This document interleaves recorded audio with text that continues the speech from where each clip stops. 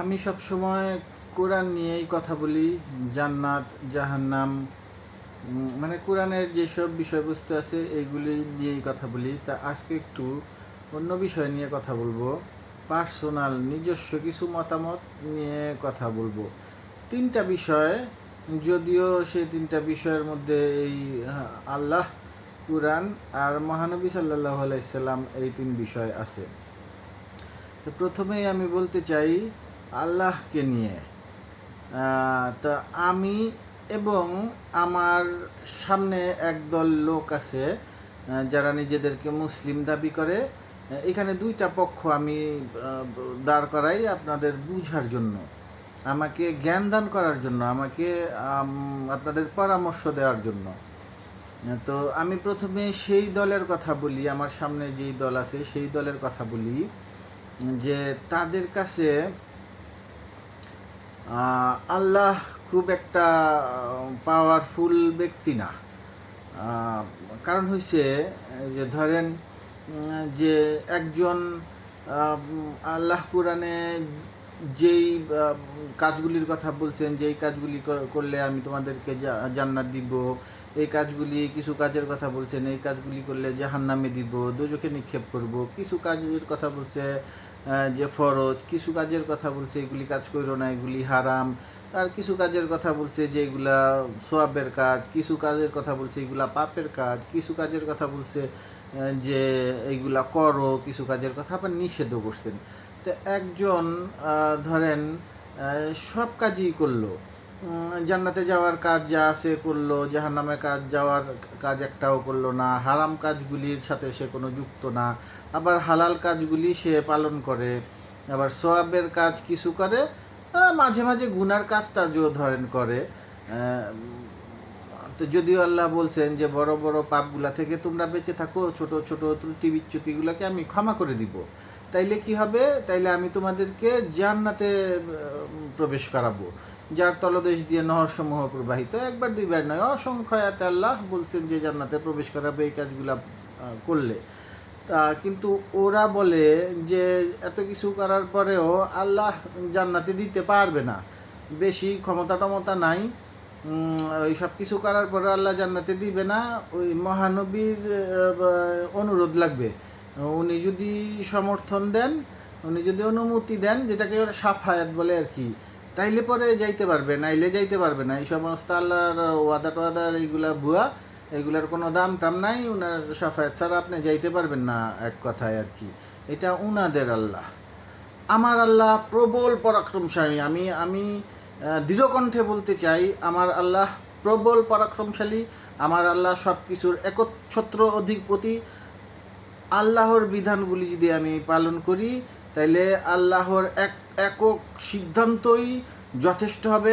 কারণ আল্লাহ বলছেন আমার ওয়াদা সত্য এবং আমার থেকে সত্যবাদী আর কে। তো আল্লাহর হুকুমগুলি পালন করলে আল্লাহ আমাকে, আমার আল্লাহর কথা আমি বলতেছি, আমাকে জান্নাতে নেওয়ার জন্য কারো সুপারিশের তোয়াক্কা আল্লাহ করবেন না। আল্লাহ নিজের ওয়াদার বদলতেই এককভাবে আল্লাহ আমাকে জান্নাতে নিতে পারবেন। এটা হচ্ছে আমার আল্লাহ। আর আগে যে আল্লাহর কথা বলছি, এটা উনাদের আল্লাহ। ক্ষমতা টমতা বেশি নেই, ওয়াদার এইগুলার দাম টাম নাই আর কি ওদের কাছে। মানে মহানবী বেশি শক্তিশালী, ওনার অনুমতি লাগবে ওদের আল্লাহর। আমার আল্লাহর দরকার নাই। কোরআনের কথা বলি, আল্লাহ কোরআনে আমাকে সব বিধিবিধানগুলি দিছেন। ইমানের পাশাপাশি, সৎ কাজের পাশাপাশি, হারাম হালালের পাশাপাশি যা আছে সব দিছেন। আমার সারা জীবনে যেটা আমার প্রয়োজন হবে না সেই বিষয়েও আল্লাহ, এরকম অসংখ্য বিষয় আছে আল্লাহ স্পষ্টভাবেই বর্ণনা করছেন। আর আল্লাহ বারবার কোরআনে বলছেন কোরআন স্পষ্ট বিধান এবং তোমাদের জন্য সম্পূর্ণ বিধান। কিন্তু ওদের কাছে কোরআনটা সম্পূর্ণ না, বিধানগুলি সম্পূর্ণ না, এইগুলা স্পষ্ট না পড়লে বুঝা টুঝা যায় না। যদিও আমি পড়লে সবই বুঝি, শুধু বুঝি না, আমি যেগুলো আমার বুঝে বললাম একটু আগে, আমার জীবনে কাজে লাগবে না এরকম বিধানেরও অভাব নাই, সেইগুলি সেই পর্যন্ত আছে। কিন্তু ওদের কাছে কোরআনটা স্পষ্ট না, ওরা পড়লেও বুঝে না। বুঝার জন্য আরও অনেক গ্রন্থ ওদের দরকার হয়। পাশাপাশি শুধু বুঝার জন্য দরকার হয় না, অসম্পূর্ণ কোরআন অসম্পূর্ণ সম্পূর্ণ করার জন্য আরও কিছু লাগে, হাদিস ফিকহ সহ আরও কত কিছু আছে, এগুলা ওদের লাগে। এটা হচ্ছে ওদের কোরআন, আর আমার কোরআন হচ্ছে স্পষ্ট এবং সম্পূর্ণ। শুধু সম্পূর্ণই না, আমার থেকে বেশি সম্পূর্ণ, আমার জীবনে কাজে লাগবে না এরকম বিষয়াদিও আল্লাহ স্পষ্টভাবে বলছেন। সেটা বলার অবশ্য কারণ আছে। কোরআন সার্বজনীন, সবার জন্য, সব সময়ের জন্য, সব জাতির জন্য, সব গোত্রের জন্য। তো সব গোত্রের যত বিধান আছে আমার কি আর এত কিছু কাজে লাগে নাকি? আমার এত কিছু কাজে লাগে না, তারপরেও আছে। আমার কাছে এটা স্পষ্ট সম্পূর্ণ বিধান, ওদের কাছে না। আবার এখন আসি মহানবী সম্পর্কে। আমার মহানবী, আমার যেই নবী হজরত মোহাম্মদ সাল্লাল্লাহু আলাইহি সাল্লাম, যার মাধ্যমে কোরআন আমাদের কাছে এসছে, আল্লাহ যার উপর কোরআন নাজিল করছেন, আমার কাছে উনি খুবই ধর্মভীরু। উনি আল্লাহের কথা ছাড়া একটুও কিছু করেন না। আল্লাহ যা বলেন টু দ্য পয়েন্টে উনি পালন করেন। আর উনি খুবই আল্লাহ ভীরু। উনি আল্লাহর অক্ষরে অক্ষরে আল্লাহের ওয়াদা, আল্লাহের কথা উনি পালন করেন। কিন্তু ওদের কাছে না, ওদের কাছে মহানবী এরকম না। একটু আল্লাহরে ভয়টয় পায় না আর কি, একটু চিটার বাটপারও আছে, একটু মানে খেয়াল খুশি এটা বোধাই টাইপ আর কি, মনে টনেও থাকে না এইরকম মনে হয়। কারণ কি? কারণ আমার মহানবী তো আল্লাহর হুকুম পালন করেন, আমার মহানবী তো আল্লাহ ভীরু, আমার মহানবী তো আল্লাহ যেইভাবে বলেন ঠিক সেইভাবেই করেন। যার কারণে আমার মহানবী আল্লাহর সকল বিধানগুলি কোরআনের মধ্যে অ্যাড করে দিছেন, এমন একটাও বাদ রাখেন নাই। আল্লাহর একটা কথারও অবাধ্য তিনি কোনো দিন হন নাই। আল্লাহ যেইগুলি বলেছেন এইগুলো সব মানুষের জন্য বিধান, সেইগুলি সব কোরআনে তুমি অ্যাড করো।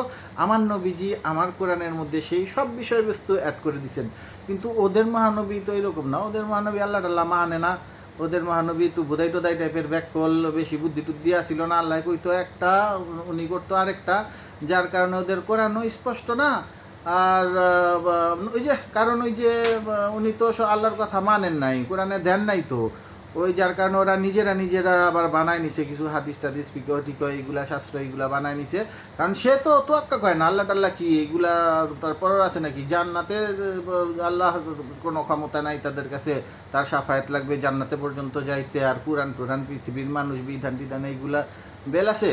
তো যার কারণে উনি এই কোরআন টোরান তোয়াক্কা করছে না, যেইটা মন চাইছে লেখছে, যেটা মন চাইছে না লেখে নাই।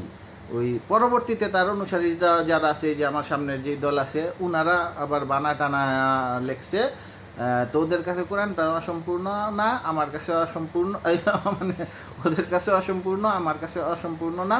ওদের কাছে মহানবী খেয়াল খুশি মতো আল্লাহরে ভয়টাই পারে না, বিশাল শক্তিশালী জান্নাত দেওয়ার অধিকারী। আমার কাছে কিন্তু আবার তা না। তো এই হচ্ছে আমার নবী, আর ওই হচ্ছে ওদের নবী।